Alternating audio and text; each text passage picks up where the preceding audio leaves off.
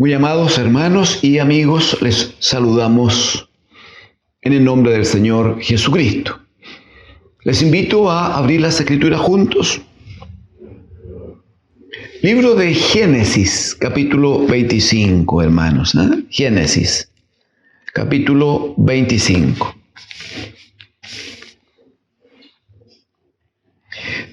Desde el versículo 19 al versículo 26 vamos a compartir la lectura y esperamos luego poder examinar juntos algunas verdades que entendemos deben sernos de bendición. Una vez más, Génesis 25, desde el versículo 19 hasta el versículo 26. Leo en el nombre del Señor Jesucristo.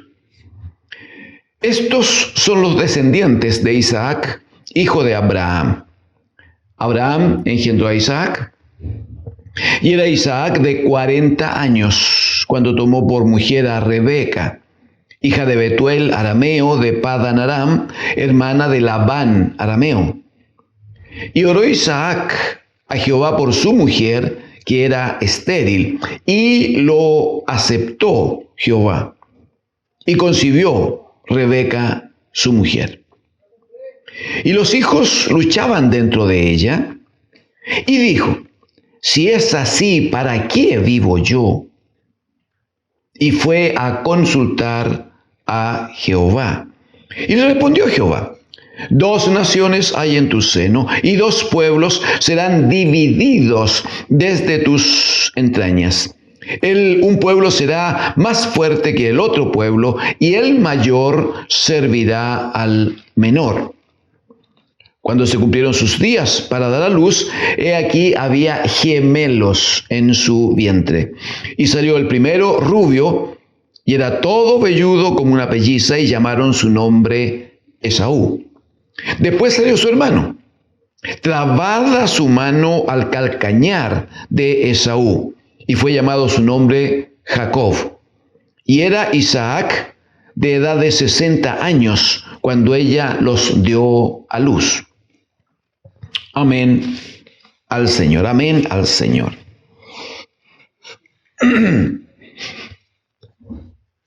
Creo entender, amados amigos y hermanos, que por una carga del Señor, por una disposición del Señor, debemos tomar algunos modelos, algunos ejemplos de hombres que fueron parte del proceso del llamamiento del Señor. Entendemos, como dijo Jesucristo, que nadie viene a Él, nadie es parte del proyecto, del propósito de Dios, si el mismo Dios y Padre no nos trae a Cristo su Hijo. Lo dijo así el Señor.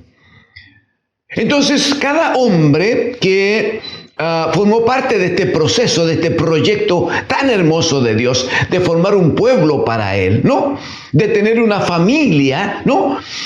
Cada persona que ha sido parte de este proyecto, claramente porque el Señor los ha traído, el Señor los ha llamado, el Señor ha tratado con ellos, ¿no? Si uno observa, por ejemplo, Dios, habiendo ya roto con el primer gran intento de hacer una familia de muchos hijos, como dice la Escritura, y como lo establece Génesis capítulo 1, cuando Dios dice: hagamos al hombre a nuestra imagen y conforme a nuestra semejanza. Así como el hombre desobedece y peca, y el Señor lo debe echar de la casa, y allí entonces se suspende ese proceso, ¿no? Después vienen algunas acciones de Dios, tremendas, hermosas, como cuando decide exterminar toda la naturaleza humana, hombres, bestias y todo lo creado, a través del diluvio. Sin embargo, Dios llama, Dios trae a Noé para cubrirlo, protegerlo a él, salvar a él y a su familia e iniciar un nuevo proceso. Aumenta la gente y el pecado aumenta. Entonces, ¿qué hace Dios? Observa, busca y encuentra a un hombre al cual le dice: sal de tu tierra, de tu parentela, de la casa de tu padre, a una tierra que yo te mostraré y haré de ti una gran nación, etcétera, etcétera. Capítulo 12 de Génesis, el llamamiento de Dios a Abraham. El llamamiento de Dios a Abraham. Y Dios trabaja con Abraham, ¿no? Y trabaja con él y lo lleva y lo guía, ¿no? Y lo enriquece, y todo lo que pasa con Abraham es obra del llamamiento de Dios y cómo el Señor iba operando en su vida. Claramente necesita el hombre disponerse en la mano del Señor. Claramente necesita el hombre ser, como dice el profeta, como el barro en las manos del alfarero. Si no, Dios no lo hará a la fuerza. ¿Puede hacerlo? Absolutamente puede. Pero el punto es que Dios no trata con nosotros como quien tiene más fuerza y nos obliga. No es así, hermanos. Dios pudo haber obligado a Adán y Eva a nunca desobedecer y haberlos criado como robot. No, Dios les dio capacidad, Dios les dio gran inteligencia, pero les dio instrucción. Lamentablemente desobedecieron la instrucción. Dios llama a Abraham y le va dando instrucción y le va dando instrucciones. La mayoría de las instrucciones Abraham lo hizo bastante bien. En algunas se equivocó y tuvo que asumir las consecuencias. Él y su descendencia. Abraham tiene a su hijo Isaac, el hijo de la palabra. Porque tuvo antes otro a Ismael, pero era el hijo de la carne, el hijo del deseo, el hijo de los acuerdos entre hombres, porque es una decisión entre Sara y Abraham. Entonces, claramente no era el camino que Dios había establecido y no fue el camino que Dios escogió para sacar su proyecto adelante. Él tenía una palabra comprometida y ese camino lo mantuvo entonces a través de Isaac. Isaac crece, a los 40 años se casa, como hemos leído, con Rebeca, su mujer. El punto es que empiezan a pasar los años y se dan cuenta de que Rebeca era estéril, como lo había sido toda su vida su suegra, a Sara. También Rebeca era estéril.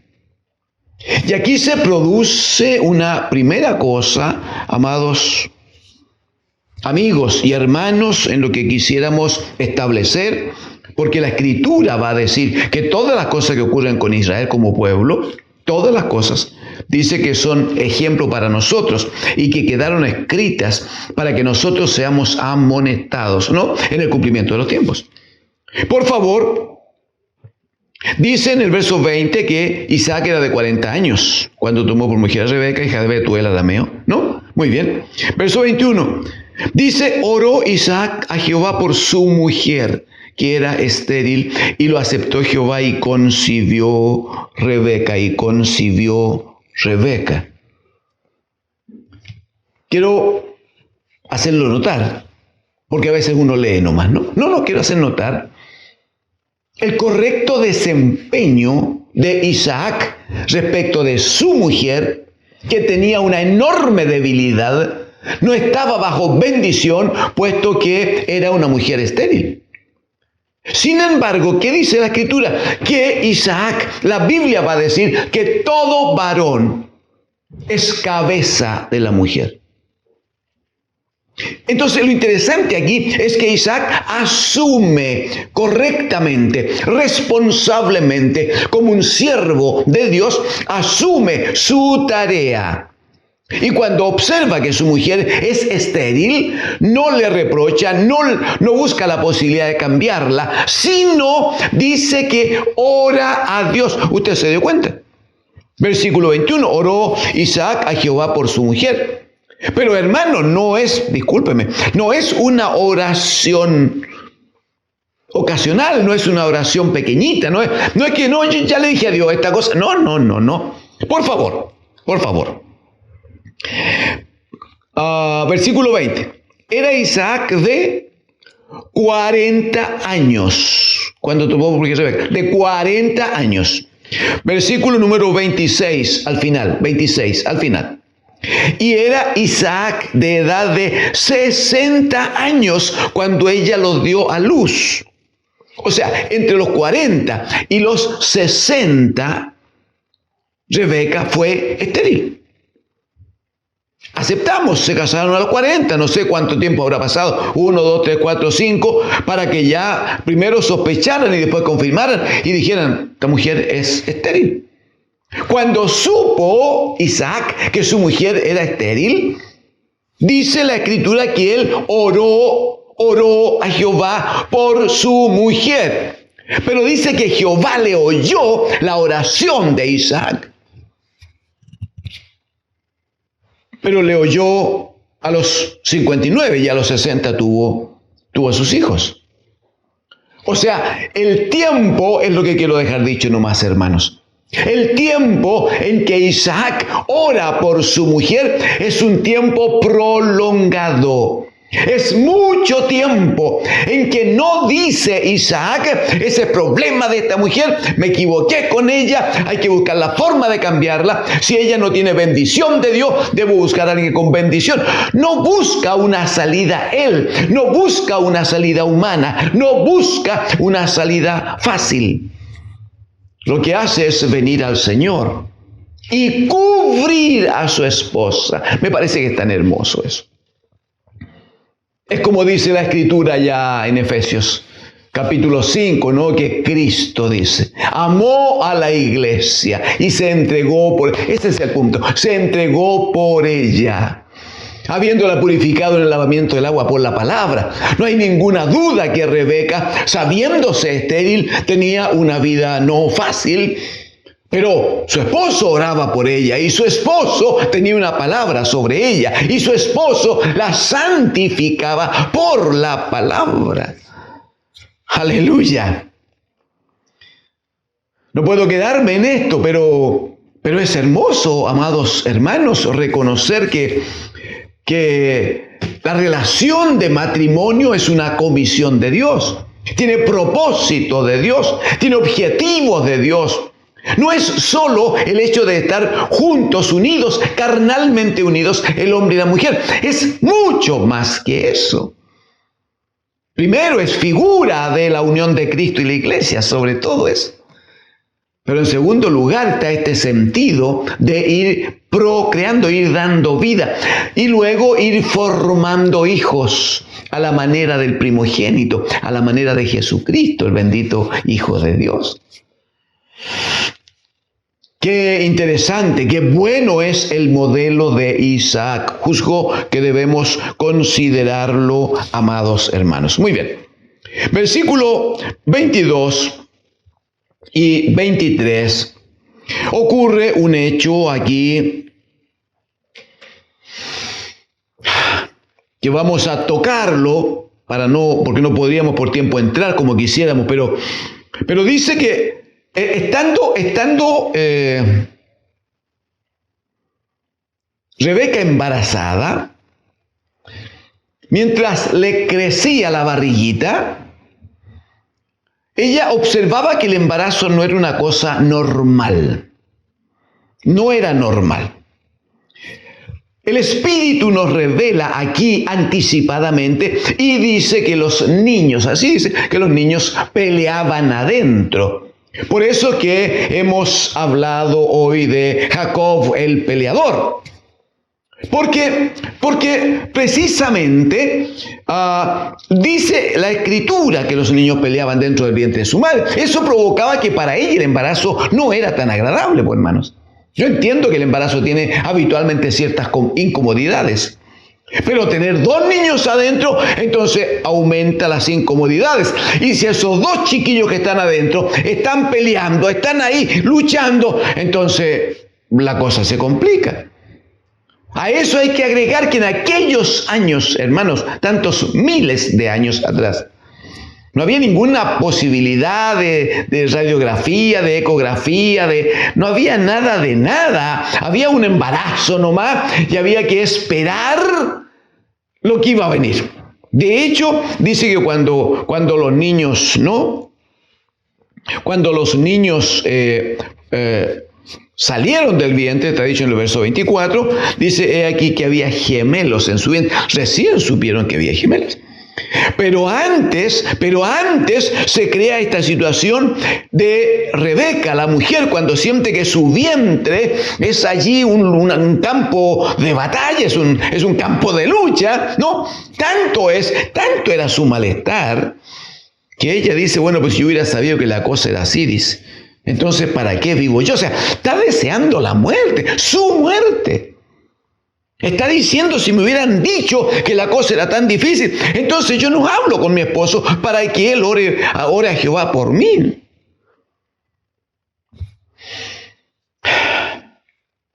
¿Sabe lo que hizo en una decisión que juzgamos?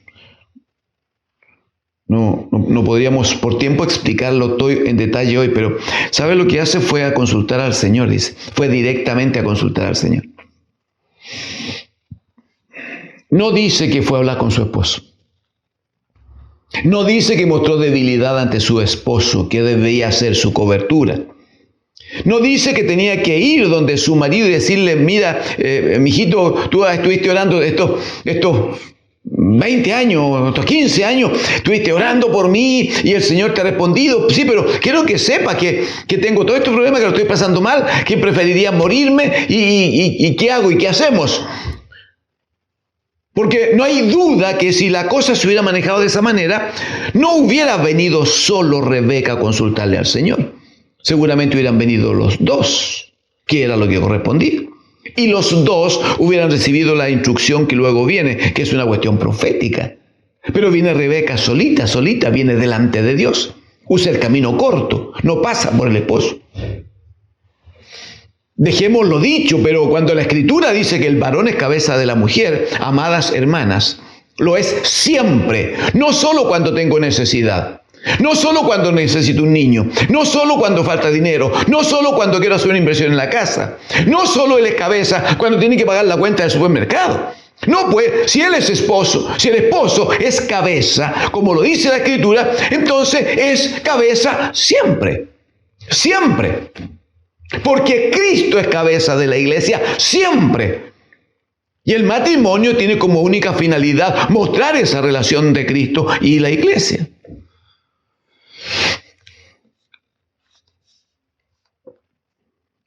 Bueno, el hecho es que Rebeca viene y ora, sola, privadamente, conversa con Dios, le reclama a Dios. ¿Y qué hace el Señor? En su misericordia la Escritura dice, clama a mí y yo te responderé. ¿Qué hace el Señor? Esta mujer ora a él, clama a él y el Señor le responde. ¿Y qué le dice? 2 naciones hay en tu seno y 2 pueblos serán divididos de tus entrañas. 2 pueblos, 2 naciones. Un pueblo será más fuerte que el otro pueblo y el mayor servirá al menor. Se lo dice a ella, a Rebeca. No hay ningún antecedente que podamos usar y no estamos aquí para hacer comentarios que no estén en la Escritura. No estamos aquí para inferir cosas que no están escritas. No hay ningún antecedente que diga que ella corrió donde su esposo, era lo correcto, que corrió donde su esposo. Para decirle, mijito, el Señor he orado y el Señor me ha hablado y el Señor me ha dicho que tengo, no entendí mucho, pero me dice que tengo 2 naciones en mi vientre. ¿Qué será eso? Que hay 2 pueblos, dice. Y también dice que el mayor va a servir al menor.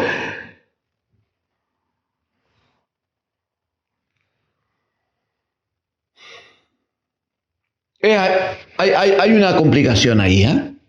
Hay un problema ahí. La Escritura dice que siempre son mejores 2 que 1. Siempre son mejores 2 que 1. Porque si uno cae, el otro lo levanta, dice. Capítulo 2 de Génesis, cuando Adán estaba trabajando allí en la casa que Dios le había hecho, la Escritura dice que Dios examinó la situación y dijo, Dios, no es bueno que el hombre esté solo. No, porque lo que el Señor quiere es que se dé esa relación, que se dé esa comunicación, que se dé ese contacto permanente, que donde este no sabe, el otro le apoye, donde este no puede, el otro le ayude. Y finalmente como uno solo, el Señor lo había dicho. Ya no serán más 2, sino 1 solo. Qué pena que lo que partió también un hombre, un Isaac, ofrendado por su esposa, orando constantemente, hasta que dice Dios le oyó la oración y la mujer concibió. Qué pena que lo que parte también. Miren el camino cómo se va destruyendo. Mire cómo se va deteriorando. Me parece que esa es la palabra. Se va a deteriorar. Porque no es una cosa de un día para otro. No, en el tiempo lo vamos a observar. Porque vamos a conversar de Jacob estos días. Y vamos a observar que en el camino la situación se va deteriorando. Pero lo más terrible, santos hermanos, es que alguien va a terminar pagando el precio. Alguien va a terminar asumiendo responsabilidades que no tenían por qué asumirla. Versículo número 24, hermanos. 25 y 26. Dice el 24 que cuando se cumplieron los días para dar a luz, he aquí que había gemelos en su vientre, recién lo supieron. Si lo entendió antes Rebeca, que habían 2 niños en su vientre, no lo sabemos. Solo que recibió una profecía que había 2 naciones en su seno. Y 2 pueblos que no iban a ser amigos. Y que un pueblo iba a ser más fuerte que el otro, pero que el mayor iba a servir finalmente al menor. Era lo que había escuchado Rebeca. Como no lo dice la Escritura, no podemos deducir si lo conversó o no con su esposo. Más bien nos parece que por algunas decisiones futuras que conversaremos en su momento, más bien nos parece que faltó la comunicación, derechamente, faltó la comunicación. Verso 24, cuando se cumplieron sus días para dar a luz, he aquí había gemelos en su vientre.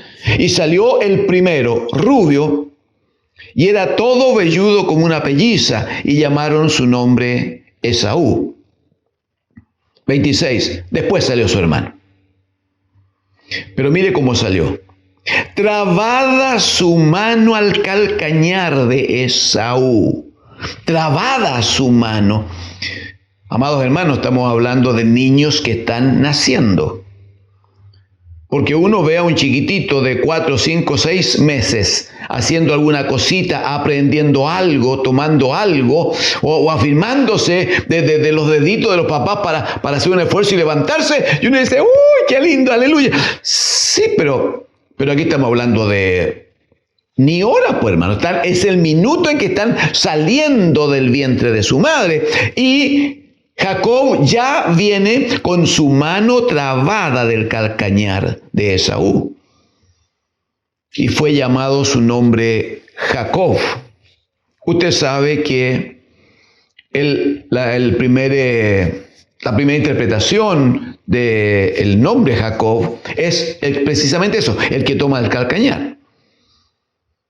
Eso es lo primero. Jacob significa eso, el que toma el calcañar. También significa, claro, el que suplanta, ¿no? El que engaña. Sí, también. De hecho, el Señor había establecido una promesa allá en el capítulo 3 de Génesis, cuando desobedecen a Adán y Eva. Y el Señor castiga a la serpiente, a la mujer, y en el castigo del hombre maldice la tierra por culpa suya. Y cuando trata con la serpiente le dice, yo voy a poner enemistad entre tú y la mujer, entre tu simiente y la simiente suya. Y dice, hablando de la simiente de la mujer, uno de estos dice, te va a herir en la cabeza. Y le dice, y tú le vas a herir en el calcañar. O sea, lo que le está diciendo finalmente es que mientras él te golpea, te da golpe de muerte en la cabeza, tú vas a usar toda la astucia, todo el pecado, toda la maldad, para, con engaños, con traición, intentar dañar al hijo de la mujer, que en este caso es el bendito Hijo de Dios. Tú le herirás en el calcañar, dice. O sea, vas a usar el engaño, vas a usar la astucia, vas a usar a los hombres con palabras que no son verdad, finalmente. Muy bien. Lo que quisiéramos dejar dicho hoy, para que podamos avanzar en los próximos días, es que Jacob era una vida de Dios. Es difícil plantearlo de otra manera.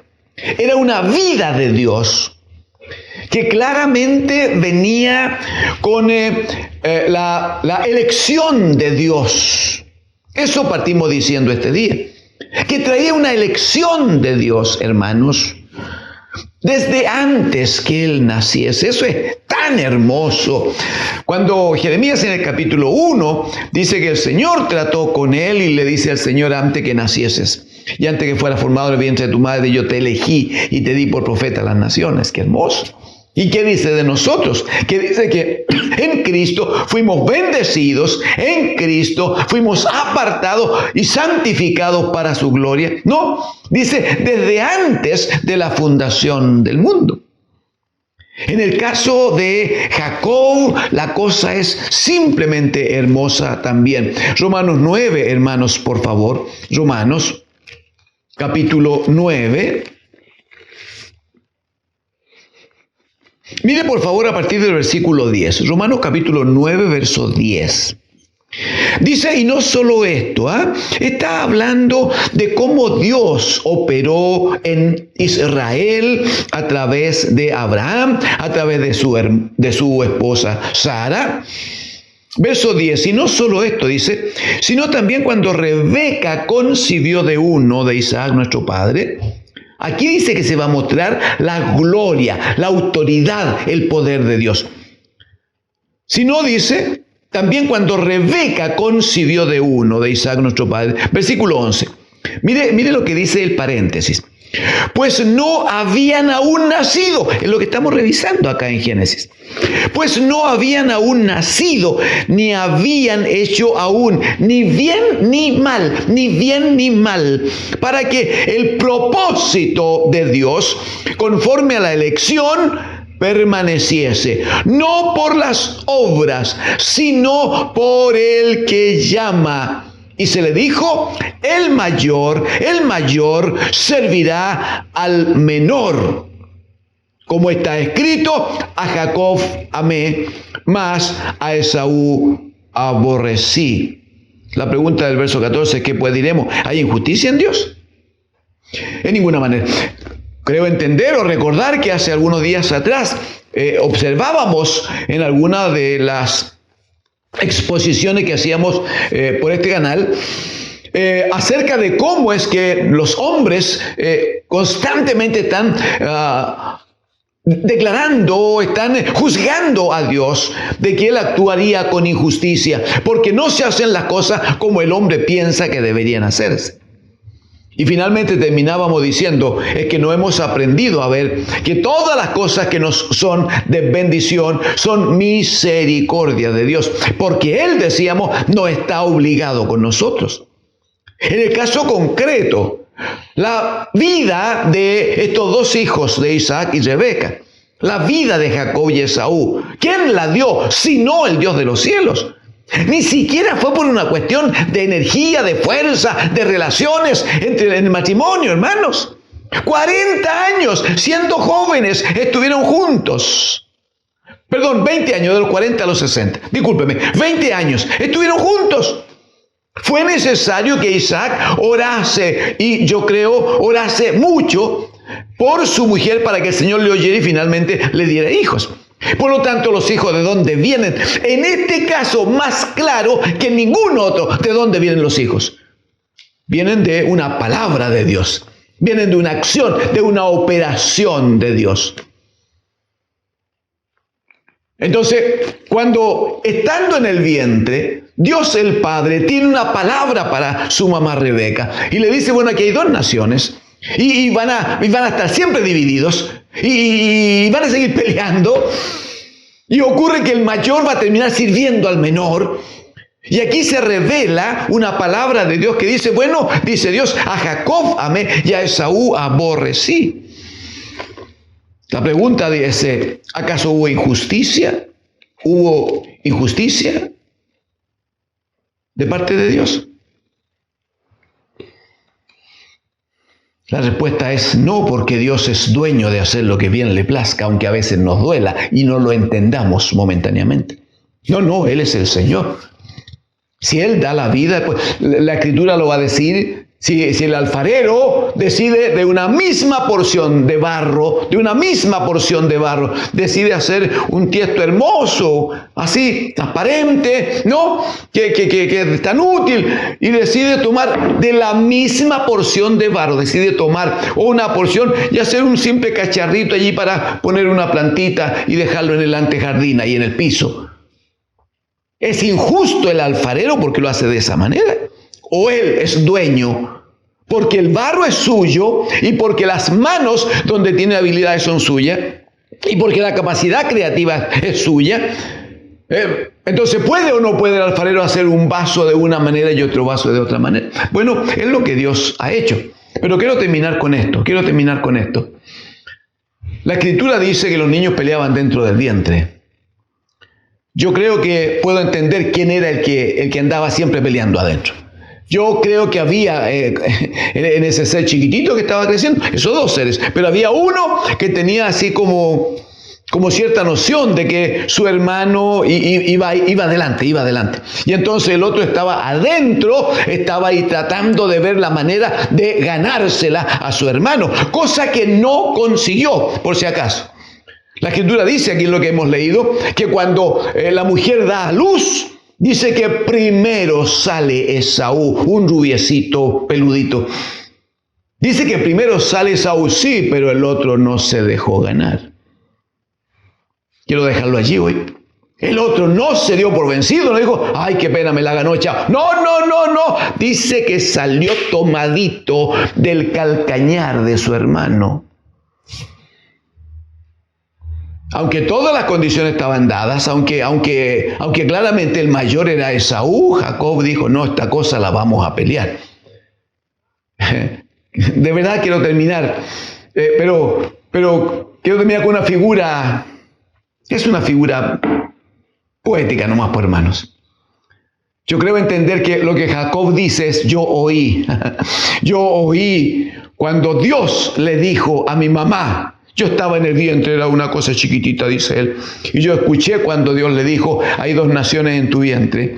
Hay una nación que es más fuerte que la otra. Sin embargo, lo que declaro hoy día, dice Dios, es que el mayor servirá al menor.